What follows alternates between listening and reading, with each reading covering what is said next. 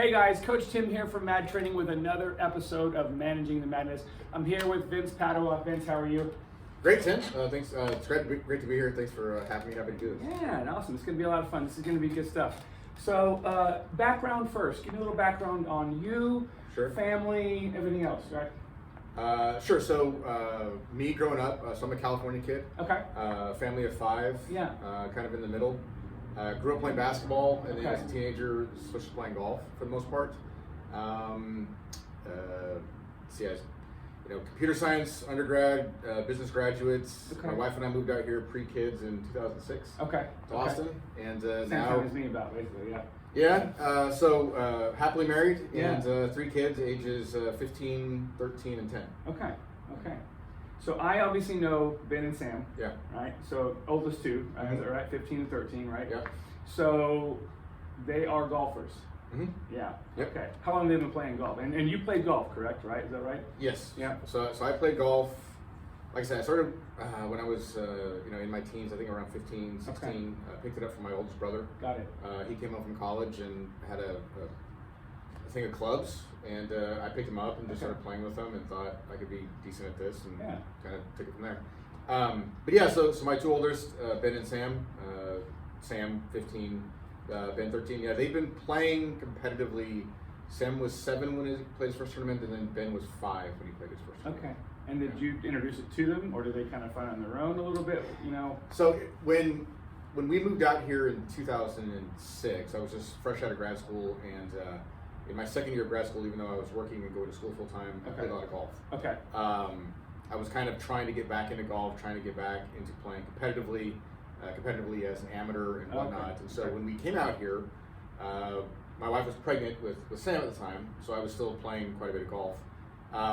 But after Sam was born, obviously more of my time was helping with her and with Sure. him.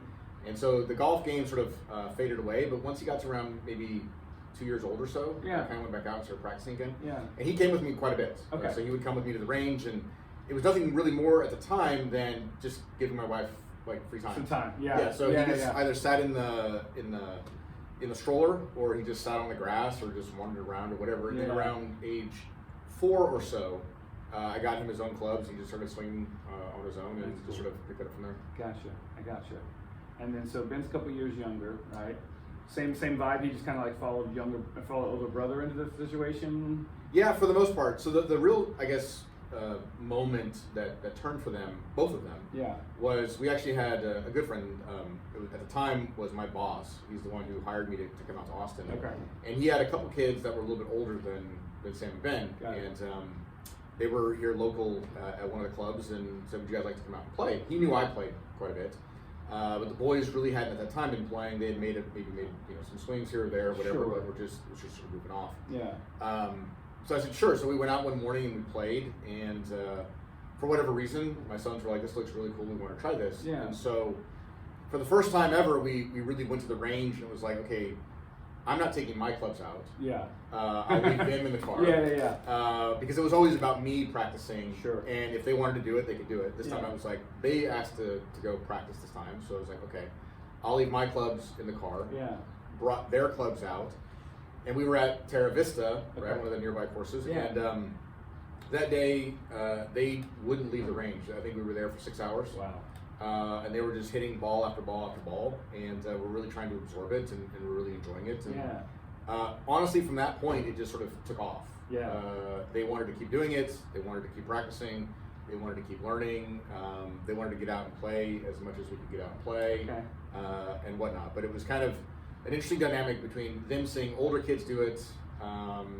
me, I think, with my boss, my friend, and seeing us sort of interact and play the game, and they enjoyed it, and from there, it just Yeah. they just took off. It's amazing. I mean, it's definitely like I like that you didn't like take your clubs out that time. You know what I mean? Like Yeah. it was just a natural kind of thing, especially with Sam starting off. Like just having him in the environment, Mhm. right, as a relief to your wife.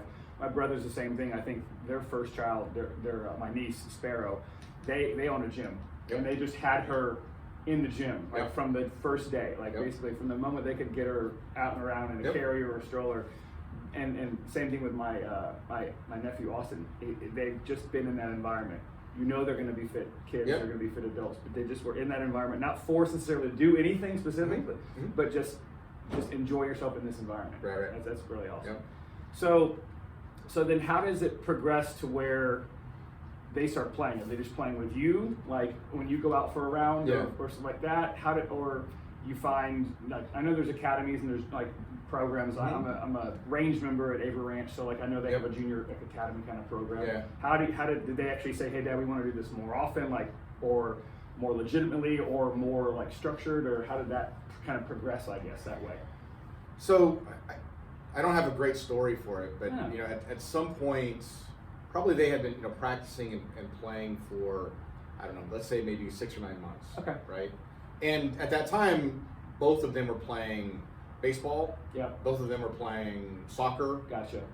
So they were playing other sports. They were doing a lot of things. They were doing a Okay. bunch of other things, right? Yeah. And so golf was just sort of a thing that they did with Dad. Okay. Even though Okay. when I went to the range with him from that point forward, or I went to a golf course with him from that point forward, I never really brought my clubs. Okay. Unless I was bringing them to show them something. Sure. Because, you know, back then, I mean, their clubs were like this. Yeah, long, exactly. right? Yeah, So exactly. Yeah. it was a little easier if I had my club to try to show them something. Sure. But it was just about them, you know, I was like, this is now your time. I'll give you whatever attention you guys want or need. Absolutely. Yeah. It's not about me practicing or trying to play, Yeah. you know, anymore. So they were competing a lot, and you know, they're playing baseball games, they were playing soccer games. They're like, is there like competition for golf? Yeah. And so, yes, there's competition for golf, right? There's a series of different sort of tournaments and leagues that you can join. Yeah. And so Ben wasn't quite ready enough yet. Yeah. Really more because, I mean, he was 5.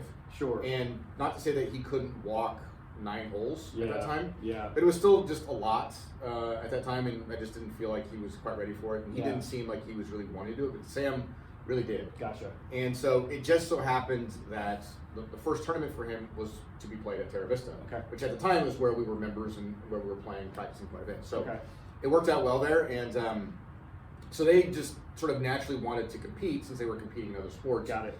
And they had obviously seen other kids at the driving range. I think at one point we were at Avery Ranch before Sam had ever played a tournament, and there was a junior tournament going on, and it was like, what's happening here? And Yeah, I was yeah. explaining it to him, and so anyway, so it just started there, Yeah. and they started competing, and then, you know, I think he his first tournament, he finished 3rd or something like that.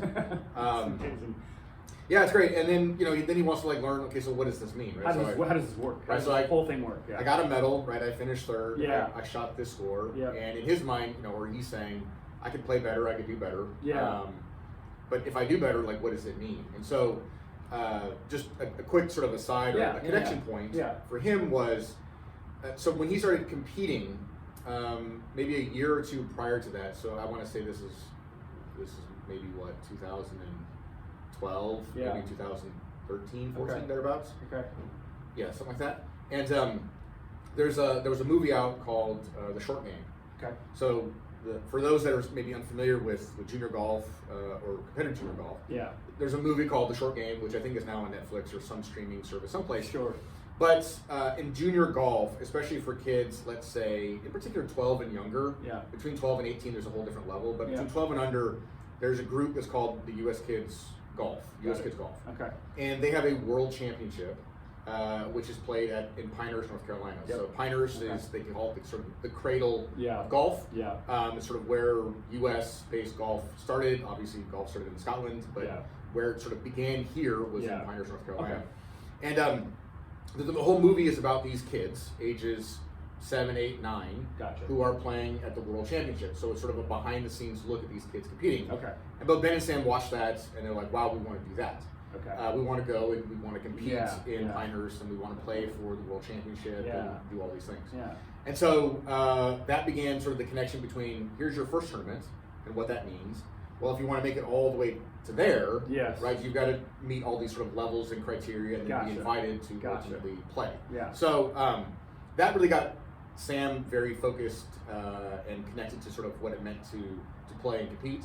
and then Ben sort of just followed suit. Yeah, Sam would tell you. Yeah. Sam would tell you that Ben has just rode his coattails the whole time.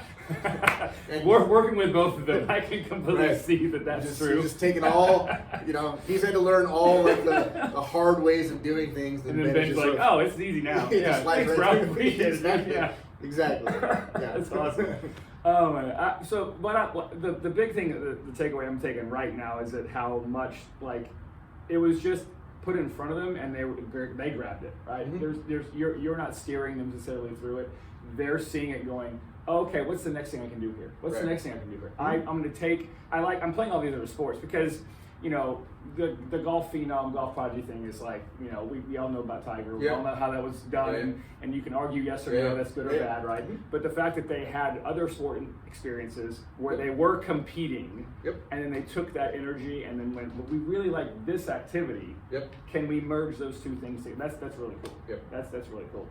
So let's I'm going to sidebar real fast with I think a mental thing here. This is what's coming up to me is a type of personality, right? Like, so from what you're saying, Sam seems to me, and I would say with my experiences with him over the past year and a half or so, seems pretty type A, like I would imagine. Like, do you find like the both of them or either one of them or one type of personality or to kind of be able to, because again, golf is such a minute, highly technical sport, like, I would imagine it takes a certain mindset, even at a young age, to be able to succeed and do what they're doing right now. So, like, from a mindset standpoint, how would you describe the two of them? Like, is one more type A than B, or are they both pretty much in the same vein? No, they're almost exact opposites of each other in many ways, right? Gotcha. I've seen some of it. I'd like to hear from your side. Yeah, definitely. Yeah. So Sam's view.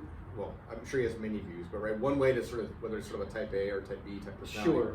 His is more type A in the sense that I'll play well if I swing well, right? So his focus is on if I swing correctly or if my technique is correct, my technical abilities there, then I'll play well. Gotcha. Right, and that's a little. I mean, Tiger Woods has essentially said that, right? Which is, I play.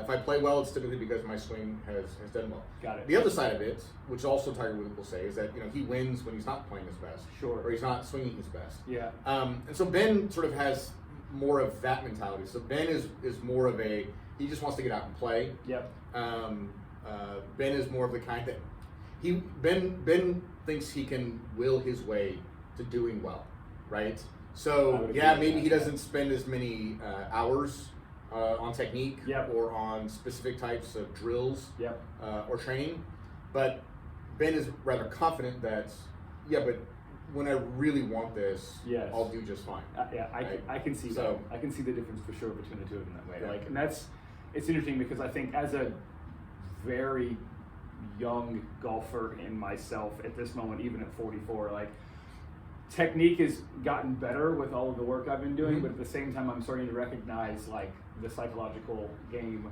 the mental, approach to things, and like having confidence. And I will stand over a shot and just say, like, I need to commit to this. Like, commit to this, because if I don't commit to this, I'm not. It's not. No matter what my technique is, I've got to commit completely and be psychologically just bought into what I'm doing.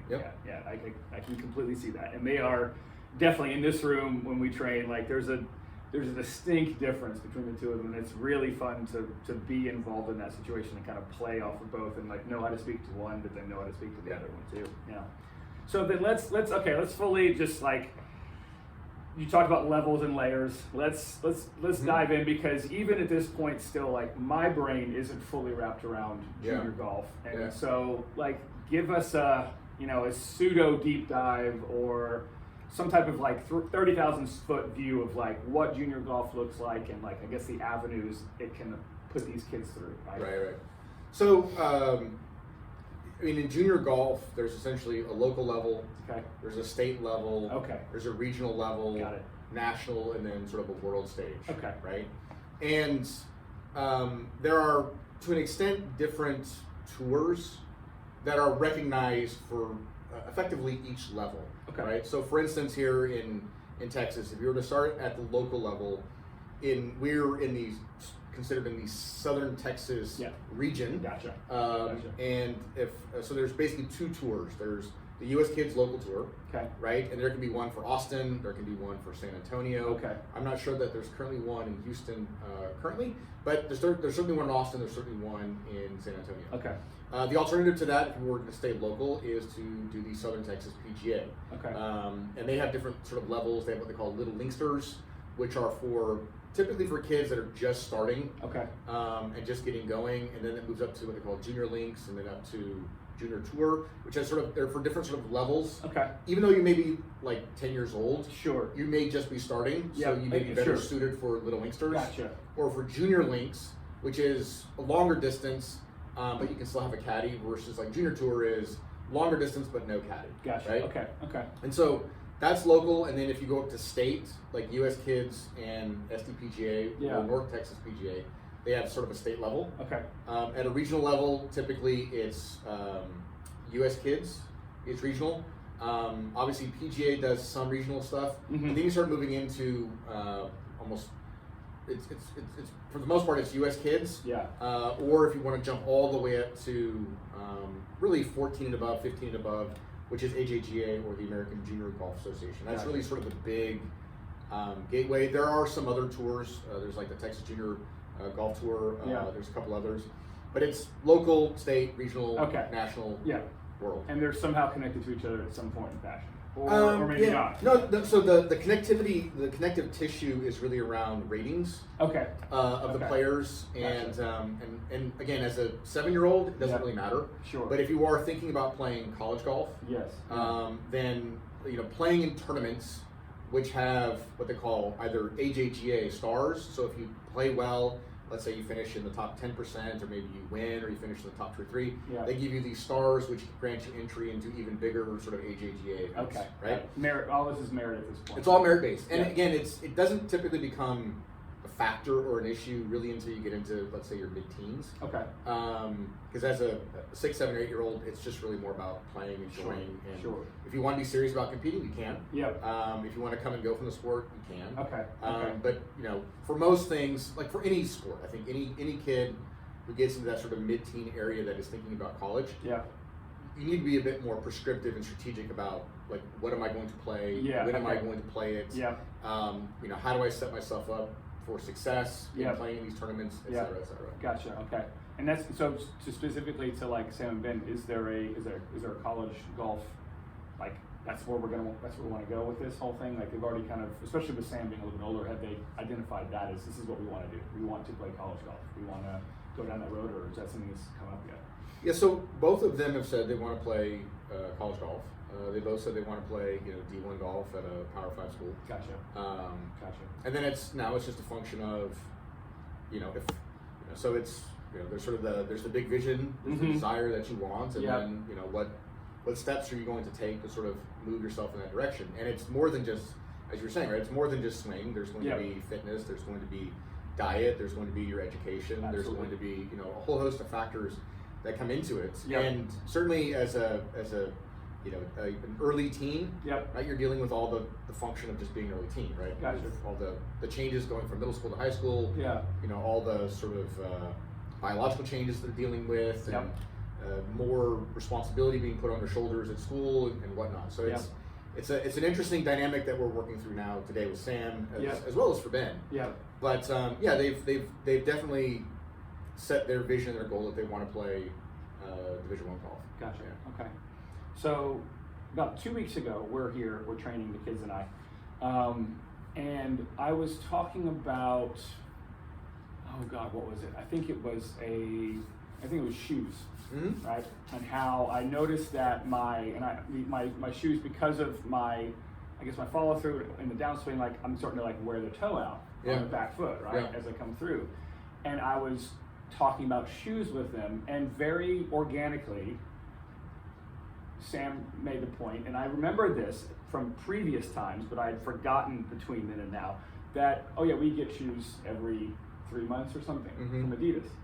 And they were sponsored. And I totally had spaced this concept from like the first couple of months and the first 6 months we'd worked together. So, and Coach Austin, the gentleman that works with me, was training his client at the same time, and we just, I think the room kind of stopped for a second and just, wait a minute, what did you say? Like, we get shoes, or gear or whatever, like every 3 to 6 months or something like that from Mhm. Adidas, and I was like, oh yeah, that's right, you guys are sponsored. Right. You know, to what degree I couldn't recall like the massive details, but Right. like that in itself is, I've had very high level kids in here that have gone to college and even like some national level from a swimming standpoint, but and that have become at an age of like 20 and 22 sponsored athletes. But to have a 13, 14, 15-year-old tell me in my face, like, and with no like, you know, elaboration or like, you know, he wasn't trying to puff his chest out, that we were sponsored, it just took me back again, even though I had heard it before. So tell me about that. That's a pure, like, that's a one-off for me in the situation like that. I don't get to hear that a lot. Yeah. So talk to me about that. Yeah. So yes. How did that happen, really? Right. Yeah. So both boys are presently sponsored by Adidas as well as Titleist. Gotcha. And you know, when I was first, so two things. When I was first approached by Adidas to sponsor at that time, it was Sam, and this was probably, I want to say, when he was, so maybe 2 years ago. Okay. It was after a tournament that we had played up in Dallas, a big statewide tournament, and he didn't play particularly well. Okay. But you know, the Adidas rep reached out to me afterwards and said, you know, we saw him and you know, we liked what we saw and we'd love to get a chance to, you know, put shoes on his feet if that works for you guys. Yeah. And so I'm fortunate in that I have a very good friend who has two older sons, who we were both, back when we were members at Twin Creeks, we played with them all the time, and we still play with them when they're around. But you know, my friend's oldest son is a freshman at Auburn, and his younger son, who is a high school senior, is a commit to UT to play golf. Gotcha. So I've been with those boys since they were probably, I don't know, 5 and 7 years old. From when they were just starting in golf, and I was at that time a +2 handicap. Gotcha. And so I used to go out and love to play golf with them and to see them, and that was sort of, I think, another influence on my sons. Sure. Watching these guys play, and getting a chance to look up to them and watch them. Yeah. But you know, when I was when Adidas reached out, you know, I reached out to my good friend who has his two sons, and of course, they are also heavily sponsored by different vendors, whether that is Nike or Callaway Golf or what have you. But yes, we are fortunate in many ways in golf. Maybe it's unlike, you know, some of the other sports whereby the manufacturers and the vendors are able to an extent, help you know, players, you know, with gear or equipment, or balls, hats, gloves, etc. Obviously now with the whole image and likeness, you know, ruling by the Supreme Court, this is now becoming an even bigger thing. With more sponsorship, or we have, you know, our friends or others who have older children, you know, who are, you know, they get a lot of other things beyond just golf equipment. They get aided with, you know, let's say supplementing their food, supplementing travel, you know, all these other things that are now available that, you know, prior to the image and likeness, you know, ruling that came out from the Supreme Court now, I guess, what, a year or so ago?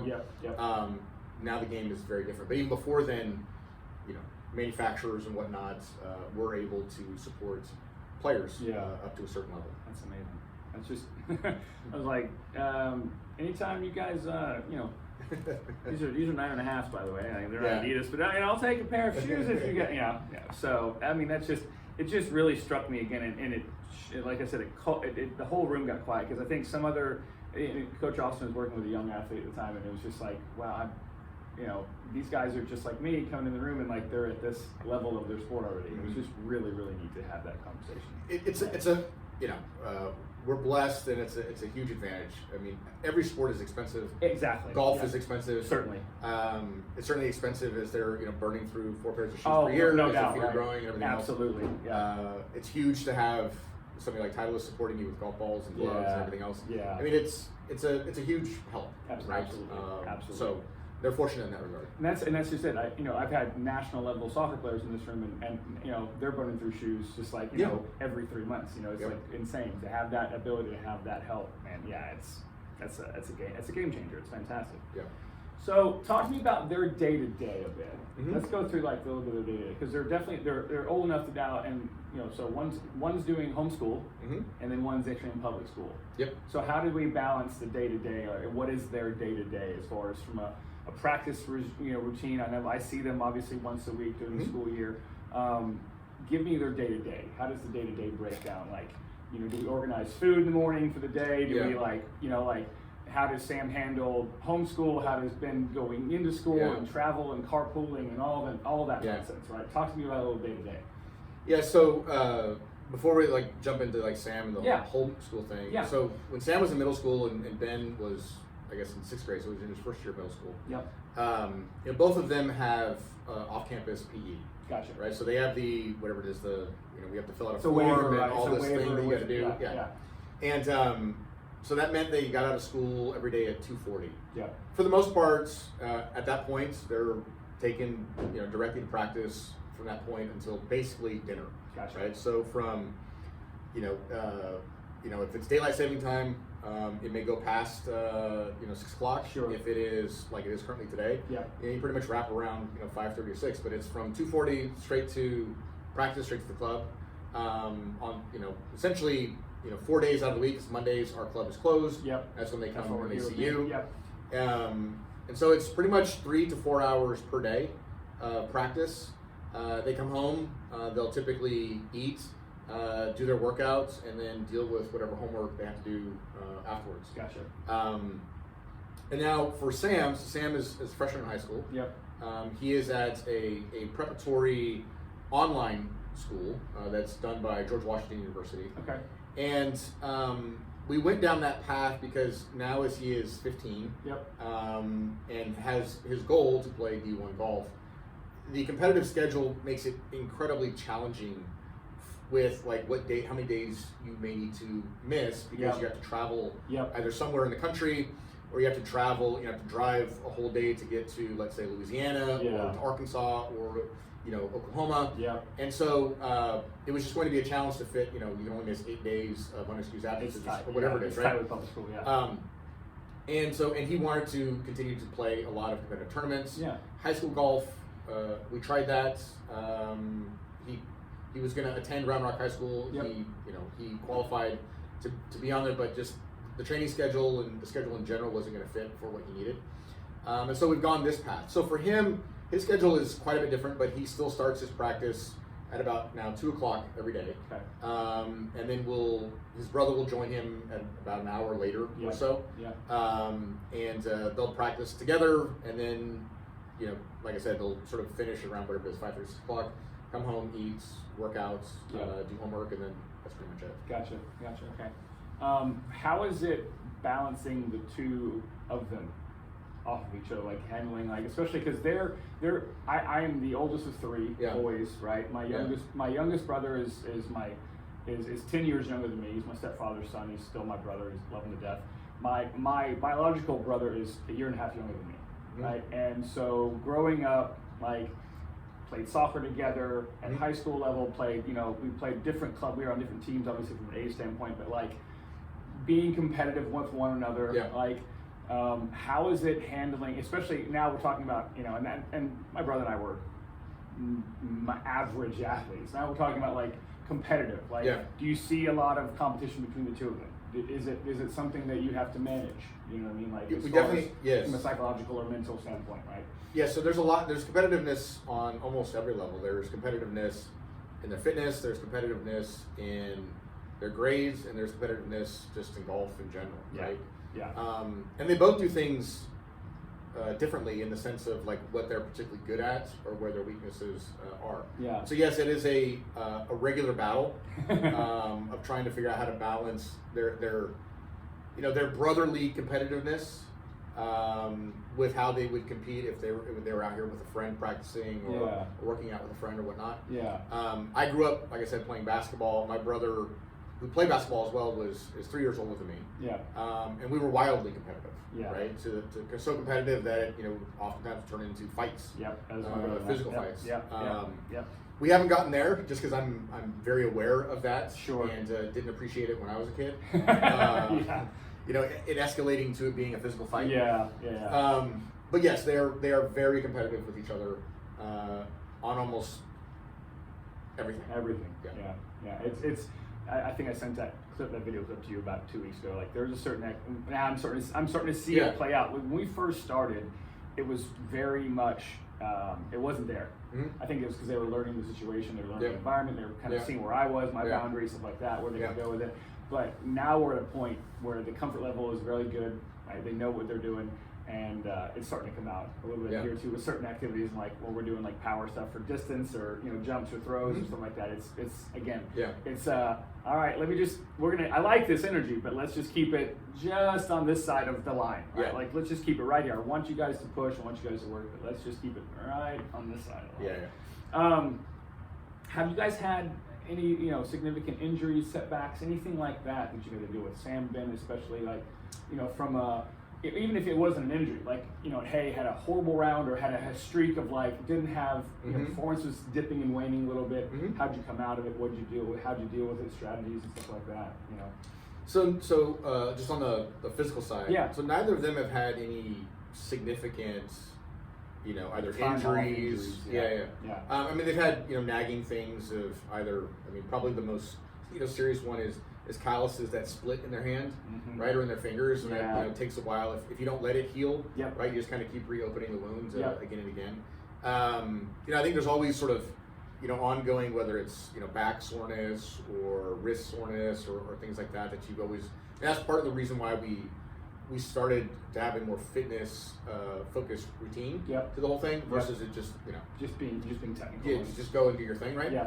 Because I knew that as they grew older and were competing more and were having to walk a lot more and either Yeah. carry or push their own bags, that Yeah. they were going to have these sort of, I don't say injuries, but sort of these nagging ailments that would cause them to either just feel bad and not feel like they could perform at their best Yeah. or what have you. Yeah. The other side of it is, going through either maybe it's a mental slump, maybe it's a performance slump. I think, both of them have gone through it. Yep. At times, and I guess the way I try to look at it is, either it was this tournament or this round. It's one of just hundreds of thousands that you're ultimately going to play. Absolutely. Right. So. You're going to eat tonight. You're going to wake up tomorrow. Yep. Things are going to be fine. Yep.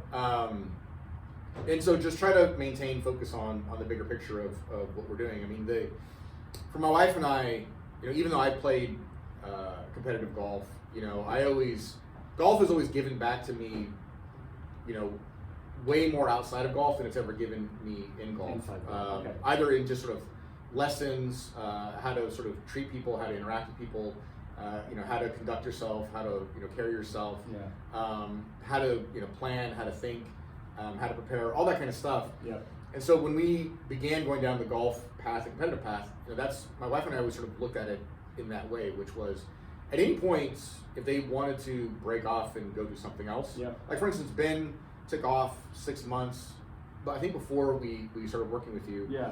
But he said, I want to go try football. Yeah. Not because of anything that we were saying Sure. or doing. Sure. I think he was with some friends who were playing football, and he said, I want to go try football. Yeah. And so he quit golf for about 6 months while he went and played football. And at the end of the season, he was like, yeah, that's not really for me. I want to go back to playing golf again. Yeah. And so our view has always been, look, if you want to get off the train, if you want to go do something else, if you want to take a break, then by all means do that, right? Your dream of playing D1 golf, it's your dream. If you decide that you want to etch-a-sketch it and do something else, it's entirely up to you. And so I think that it is helpful as they go through droughts or they go through times where they're not particularly playing well, or maybe they have played well but they haven't gotten the result that they wanted. Sure. Right? And so it's just to say, look, if you want time away from it, if you need to take a break, or just have some perspective, just say, look, it just doesn't define who you are. It just doesn't mean that you're a good golfer or a bad golfer. And in 2 weeks you have another chance to go out and play better. So, exactly. That's fantastic. And I've had also outside of this, coming from like a soccer coaching background, seeing parents who struggled with letting their kids like have their own vision, right? Mm-hmm. And then getting to a high level, and then all of a sudden the kid just starts to fall out of love with it, and Mm-hmm. not being able to manage that as the parent. Yep. Going like, that's my identity as well. Like, Yep. no. Keep letting them, that's, the underlying theme, letting them drive the bus. And I like that, it's just sketches, right? Like, Yep. I'm gonna draw this out, and if all of a sudden I wanna change it, I should be able to just change it. Yep. That's awesome. With that, like from an influence standpoint, obviously, televised golf is huge. Like you see, social media is huge with it now. All of them have their own Yeah. platforms. Bryson's kind of outspoken Yeah. on his platform. What do you see? Do you see social media and/or like, those kind of influences, television influences, having an effect on them? Do they follow it? Do they engage in it? Do you see it kind of playing into them at all? Like as far as an influence, right?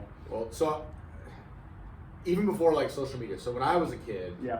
playing basketball, right, I grew up in California, was a huge Laker fan. Yeah. Byron Scott, number 4, Yeah. was my guy. And so I wanted to shoot like Byron Scott. So, zoom forward to, and my whole stroke, my shot, the way I would set up, the way I even tried to jump, Yep. etc., tried to mimic everything that was Byron Scott or Yeah. Joe Dumars, who played Yeah, for the Pistons. Detroit Pistons, Yeah, etc., yeah, right? yeah. Like those I just wanted to be like them, mimic them. Yeah. And when Sam started paying attention to social media, probably when he was like 12 or 13, Mm-hmm. all of a sudden we would go to the course and he'd make a swing and I'd be like, "What was that?" That was not your swing. That's new, right? I'm not sure. I'm gonna sit here and watch this and see how this plays out. For a second, right? Maybe this is gonna work. But Yeah, I'm yeah. not sure. But that's not what we were doing before. Yeah.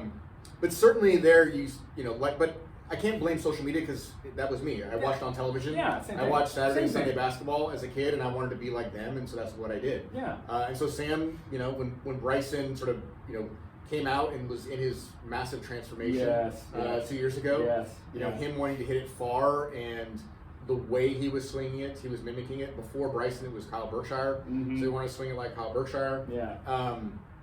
Ben is much less tuned into that world and trying to mimic them. Again, Gotcha. Ben has his own sort of belief that the way I do it is the best way to do it. So that's what he is going to do. He doesn't Yeah. necessarily need to see how these folks on social media or on TV Yeah. are ultimately doing. Ben Yeah. is more interested in what these people have to say Gotcha. about what it means to compete or what it means to prepare Yeah. or how do you deal with disappointment or letdowns. Yeah. So there is certainly it's undeniable that there's an influence, Absolutely. right, with social Yeah. media and Absolutely. TV. And to me, it's just one of those things where, again, it's all these things are like little ingredients that are getting added to them that will make them what they are. Yeah. And the hope is, they experiment with things enough to and they start to learn like what works and what doesn't work. And so, my view on it at least is, if you're trying to incorporate something that you've seen into your swing, just make sure that you sort of understand like where you were and what worked, and then now as you're trying this, Yeah. like, is what you were doing, is it now somehow magically better, or is Yeah. it somehow Is magically? it native to you to do that? Yeah. Yeah. Absolutely. And I think both of them now recognize that, that there is sort of the athletic move that is golf. Yeah. That is now it's unique to everybody, right? Absolutely. Not everybody does everything Absolutely. the exact same way. Yep. And now as Sam is at 15, and while he's still not at that place where he's competing like at full distance with like an 18-year-old, even though they may play the same distances, he's Sure. still, let's say 15 yards shorter or Yeah. 10 yards shorter than they are. Yeah. He now recognizes that, okay, because we've taught him that at some point, the physical nature of this, it's going to be the same. Yep. Right? Everybody will hit it about the same distance. Yep. Everybody will hit roughly the same amount of fairways and the Sure. same amount of greens. Absolutely. And the same amount of putts. Yep. And what it'll come down to is like how well did you prepare? How well were you able to sort of mitigate an error? Correct. And in the end, really how good were your bad shots? Exactly. And that's now Sam is, now that he's matured a little further and been around playing with older kids, he now sort of recognizes that, okay, this isn't, I need to have enough speed, right? I need to Yes. have enough distance. Yep. And I have enough control already over the ball, but now it's going to come down to either, am I physically prepared to walk 3 days of 18 holes in 98-degree heat. Yeah. Where is my fitness? Where is my nutrition? Yeah. Where is my sleep? And did I prepare as best as I could for this particular event? Sure. Because just the sort of technique or the mechanics of it becomes, again, everybody has sort of their own thing. Yeah. And there's going to be kids that are going to hit it a lot further than you always, but in the end, if they don't figure out how to take that and turn their weaknesses into at least some sort of strength, exactly. It becomes a challenge. Yeah, and that's just the again, I'm learning this as I go too. Like, my brother's gonna always outdrive me. He's always going to be longer than me. Mm-hmm. I just know this, but like, par's par. Yep. Like if I hybrid off the tee and I pull 7 and can get there, and then I ultimately I don't have to get there. And that's the great thing about the game is you slowly start to recognize the more you're involved with it. And I'm doing this, is that it doesn't have to be any way. Yep. It's fours, par's a par, birdie's birdie. Like, however I get there. Obviously, I want to have more effectiveness and efficiency in getting there, but how I see a shot's going to be different from how they see a shot necessarily. And ultimately, if I go bogey that hole, am I mentally strong enough to rebound back from that in the next hole and do what I need to do to keep going, right? So yeah, you're right. At some point, their physical abilities, because they're still growing, will play off. Right? Yep. You're absolutely right. Yep. And it's fantastic. Coming, and again, I'll pull my soccer coaching background. I always thought my kids that I coached didn't watch the game enough. Mm-hmm. Soccer is a very tactical sport, right? And a lot of times I found that the athletes, the kids, the players that I worked with didn't watch the game enough. Mm-hmm. Now, kind of dovetailing with the social media, how often do they have a chance to, for one thing, Yeah. because they're playing the same time tournaments Yeah. are on, right? But do they watch actual tournaments on TV when they're home, or is it more like, hey, we're taking that time off from golf and we're doing whatever else as a family or something like that? Like, I have, no kids, so there's a soccer game on TV pretty much like 80% of the time. On the weekends, especially when I'm cooking or whatever. Do you guys have that on, or is it like we divorce ourselves from that when we don't have to be in that world? So, there's typically either 2 channels on in our house. When I'm in the living room, in particular, it's either golf or it's the cooking channel. Nice. It's one of those 2 things typically. Nice. Nice. Do they watch? They'll watch the majors in many ways. Yeah. They'll watch, some of the larger tournaments. Certainly when we get to the playoffs. Yeah. They'll watch quite a bit of that. Yeah. Like the tournament going on this weekend. They probably won't watch much, if any of that. Obviously, they've been watching sort of the sideshow around golf the last week, which has been sort of Phil Mickelson and all the sort of drama with the Saudi Golf League. Mm-hmm.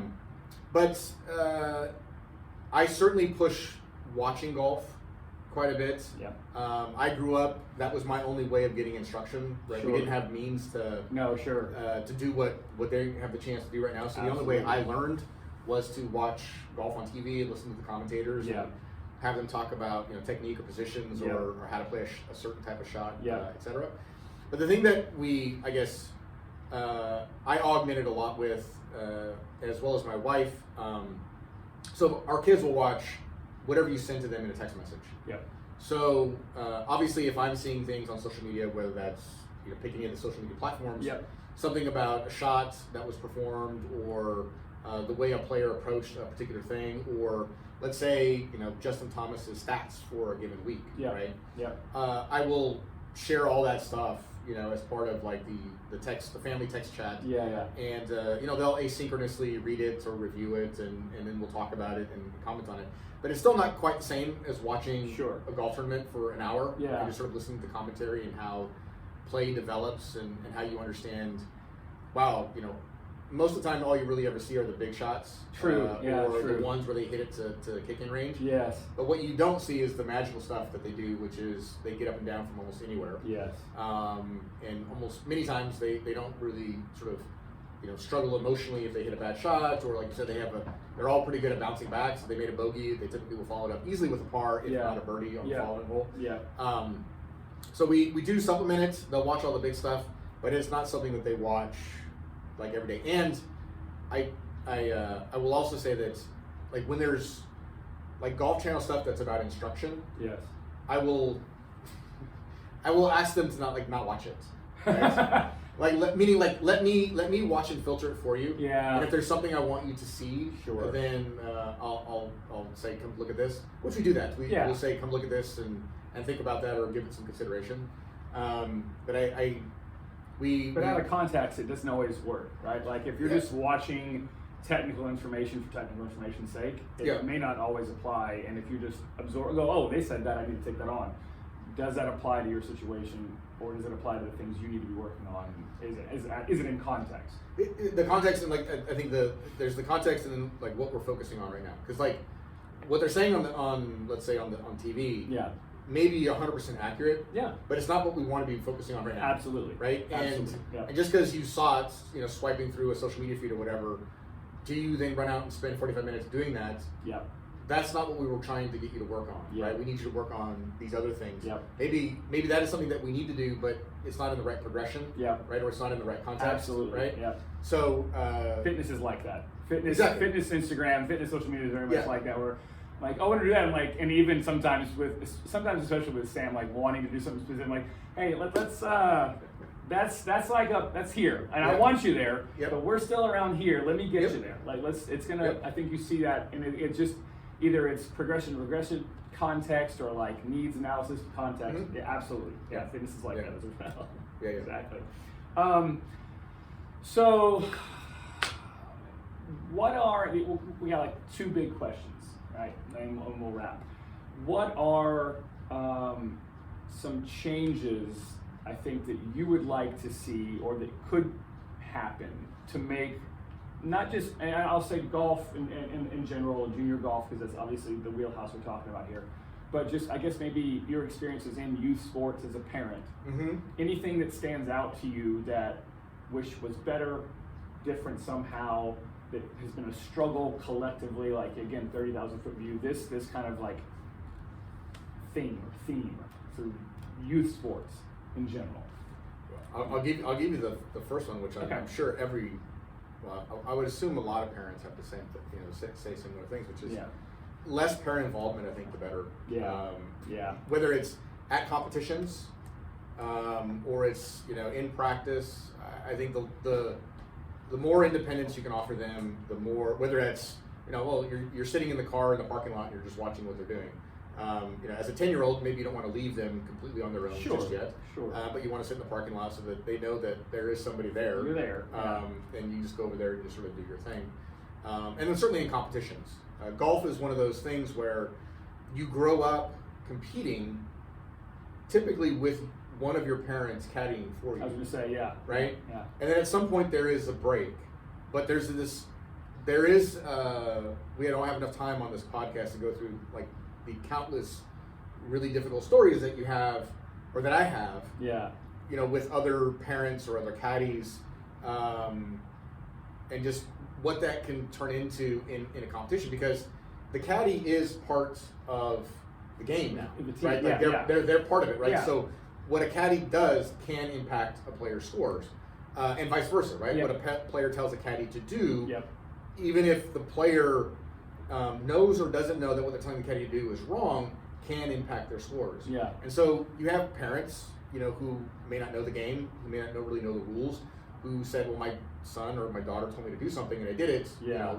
That's not a bad thing, right? It's Sure. like, no, it is. You broke the rules.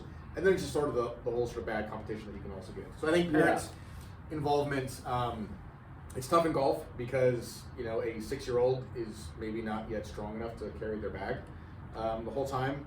And they do some leagues try to set rules for like, no talking, Yeah. or, you're not allowed on the putting green when the Yeah. kid is putting, Yeah. or no coaching and things like that. But I think less parent involvement, I think, is always a good thing. That's been very, very, very thematic through a lot of these interviews so far. It's like, just take a breath and step back. So again, probably dovetailing with that, a piece of advice, like a singular big rock piece of advice for, again, golf or even outside of golf, to parents who will hear this and want to help their kids more. Like, what's the piece of advice? Well, I know the thing I tell, anybody who asks me, or sometimes I have to tell myself, is, you're raising a human being, right? You're not raising a soccer player, you're not raising a golfer, you're not they may become those things. Yes. But it's to that person's benefit that they see themselves as a human being first, and not as I'm this person that plays this game. Yeah. Right.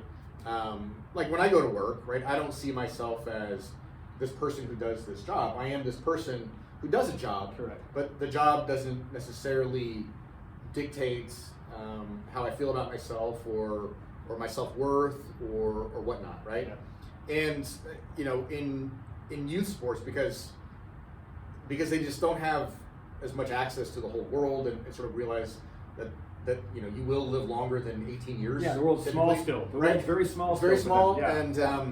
and unfortunately, right, they do take a lot of their sense of self-worth from how well they do at a particular game or in a particular performance. So, yeah, you know, it's a piece of advice I think everybody hears or says, which is there is a long-term thing here, Yeah. right? And you only get them for a finite period of time typically, and after 18, you know, they sort of move on and they're Yeah. sort of, you know, fully, I don't say fully formed, but they're at least treated as adults, Yep. and they're expected to behave and perform in a very, you know, independent way. And maybe they're exceptionally good at a given sport. Yeah. But that will only go so far if they're like sort of terrible human beings. Exactly.